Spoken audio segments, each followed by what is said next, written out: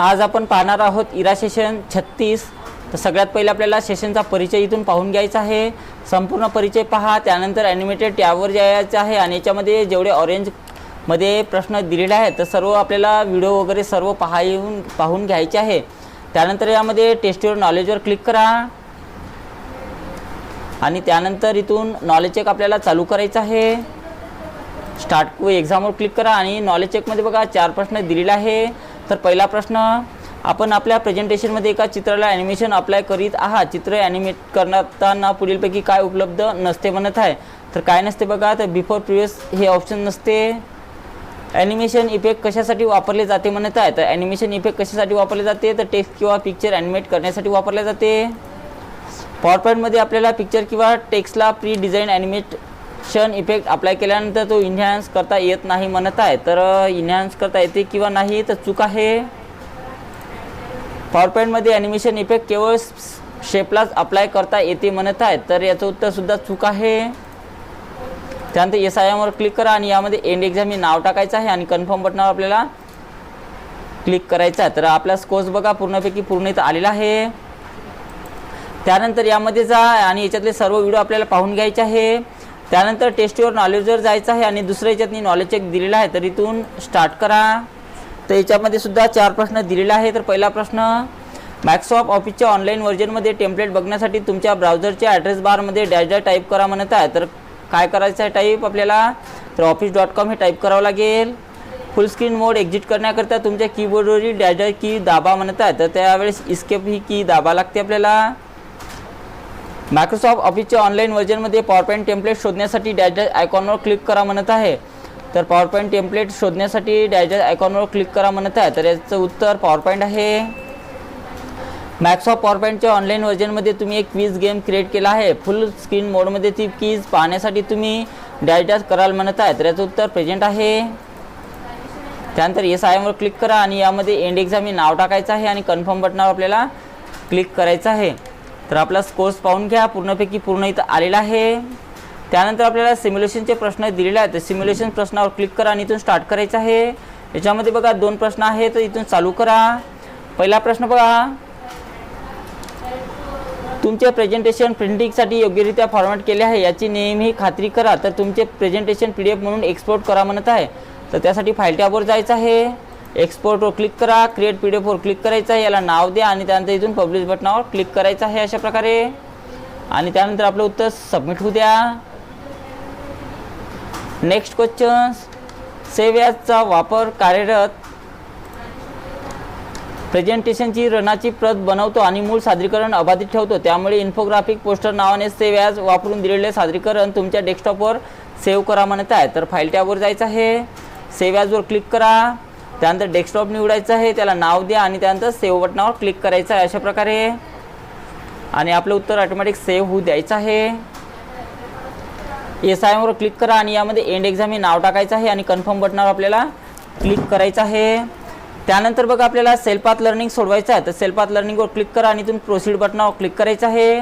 Self path लर्निंगमध्ये बघा 2च प्रश्न दिलेला आहे। तर पहिला प्रश्न, तुमच्या पिक्चर्समध्ये ॲनिमेशन स्टाईल कशी अप्लाय करायची म्हणत आहे। तर याचं उत्तर ॲनिमेशन स्टाईलवर क्लिक करा, याची स्टाईल सिलेक्ट करायचं आहे, त्यानंतर सबमिट करा। नेक्स्ट क्वेश्चन, तयार टेम्पलेट सर्च करण्यासाठी डॅशवर क्लिक करा म्हणत आहे। तर तयार टेम्पलेट सर्च करण्यासाठी आपल्याला कशावर क्लिक करायचं आहे, तर फाईल टॅबवर क्लिक करा, त्यानंतर सबमिट करायचं आहे, त्यानंतर SIMवर क्लिक करा, गो टू होमवर क्लिक करायचं आहे।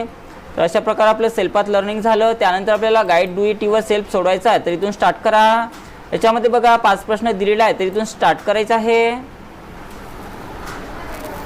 तर पहिला प्रश्न पहा, फाईल एक्सपोर्ट क्रिएट PDF XPSचा वापर करून दिलेले प्रेझेंटेशन PDFमध्ये एक्सपोर्ट करा। उघडलेल्या विंडोमध्ये तुमच्या पसंतीची फाईल नेम एंटर करून पब्लिश बटनावर क्लिक करा म्हणत आहे।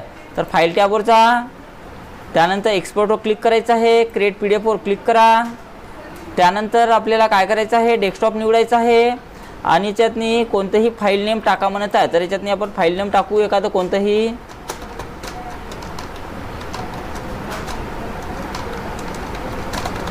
अशा प्रकारे टाईप केलं मी आणि त्यानंतर पब्लिश बटनावर क्लिक करायचं आहे। झाली PDF आणि त्यानंतर आपलं उत्तर सबमिट करायचं आहे. बघा PDF इथे क्रिएट झालेली आहे. याला क्लोज करू आणि त्यानंतर आपलं उत्तर सबमिट करायचं आहे. Next questions.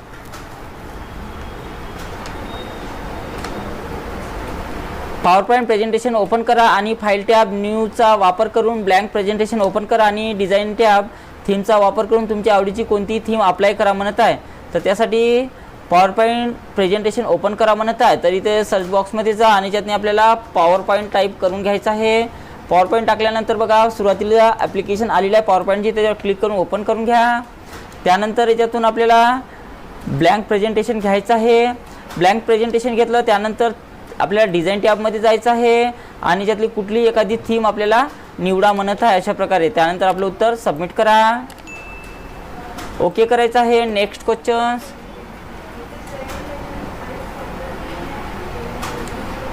दिलेल्या प्रेझेंटेशनमध्ये स्लाइड सिलेक्ट करा आणि डिझाईन टॅब थीमचा वापर करून दिलेल्या प्रेझेंटेशनला मेश थीम अप्लाय करा म्हणत आहे. तर कोणत्या याच्याला म्हटलेलं आहे, पहिले कोणत्या एका स्लाइडला सिलेक्शन करा, डिझाईन टॅबवर जा म्हणत आहे आणि प्रेझेंटेशनला आपल्याला कोणत्या नावाची थीम द्यायची आहे, मेश नावाची. तर पहिले चेक करून घेऊया नाव. इथे क्लिक करा,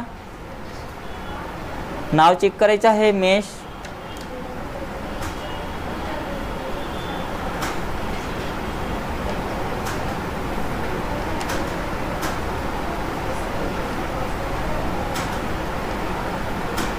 बघा या ठिकाणी दिलेल्या मेश नावाची थीम, ते इथून ते थीम घ्यायची आहे आणि त्यानंतर सबमिट करा. ओके करायचं आहे. Next questions.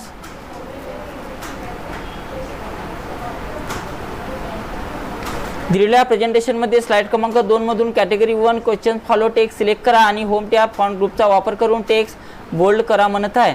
तर कशाला म्हणलेलं आहे, category 1 question follow text select करून म्हणत आहे. तर स्लाइड क्रमांक 2 मध्ये जा, त्या शब्दाला सिलेक्शन करून घ्यायचं आहे. त्यानंतर त्याला काय करा म्हणते, बोल्ड करा म्हणत आहे. तर इथून त्याला बोल्ड करा आणि त्यानंतर आपलं उत्तर सबमिट करायचं आहे.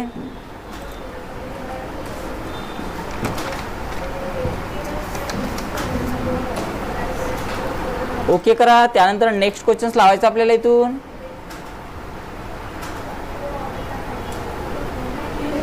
दिलेल्या प्रेझेंटेशनमध्ये slide show tab start slide show group from बिगिनिंगचा वापर करून प्रेझेंटेशन फुल स्क्रीनवर पहा म्हणत आहे. तर फुल स्क्रीनमध्ये पाहण्यासाठी बघा स्लाइड शो टॅबवर क्लिक करा. त्यानंतर स्लाइड शो टॅबवर क्लिक केल्यानंतर आपल्याला फ्रॉम बिगिनिंगचा वापर करायचा आहे. तर फ्रॉम बिगिनिंगवर क्लिक करा. अशा प्रकारे इस्केपचं बटन दाबायचं आहे, ESCचं बटन दाबा आणि त्यानंतर आपलं उत्तर सबमिट करायचं आहे. ओके बटनावर क्लिक करा. SIM वर क्लिक करायचं आहे आणि यामध्ये एंड एक्झाम हे नाव टाका आणि कन्फर्म बटनावर आपल्याला क्लिक करायचं आहे. त्यानंतर बघा ओके करा. आपला स्कोर्स पूर्णपैकी पूर्ण इथं आलेला आहे. नंतर आपल्याला सेशन कम्प्लिशन टेस्ट सोडवायचा, तर इथून स्टार्ट करा. याच्यामध्ये बघा 4 प्रश्न दिलेला आहे. पुढीलपैकी कोणते विधान चूक आहे म्हणत आहे. तर पुढीलपैकी कोणते विधान चूक आहे, तर प्रिंटरचा स्पीड प्रति मिनिट प्रिंट होणाऱ्या शब्दावरून मोजला जातो, हे याचं उत्तर चुकीचं आहे. इलेक्ट्रॉनिक पुस्तके वाचण्यासाठी वापरले जाणारे प्रिंट रीडर हे हातात धरता येण्यासारखे पुस्तकाच्या आकाराचे डिव्हाइस असतात म्हणत आहेत, तर याचं उत्तर चूक आहे. थर्मल प्रिंटर उष्णतेच्या घटकांना उपयोग उष्णतेला संवेदनशील असणाऱ्या कागदावर प्रतिमा निर्माण करण्यासाठी करतो आणि ते मुख्यत्वे ATM आणि पेट्रोल पंप येथे वापरले जातात म्हणत आहेत, तर याचं उत्तर बरोबर आहे. कागदावर आउटपुट आणण्यासाठी प्रिंटर कॉम्प्युटरला जोडले जाऊ शकतात म्हणत आहे, तर बरोबर आहे.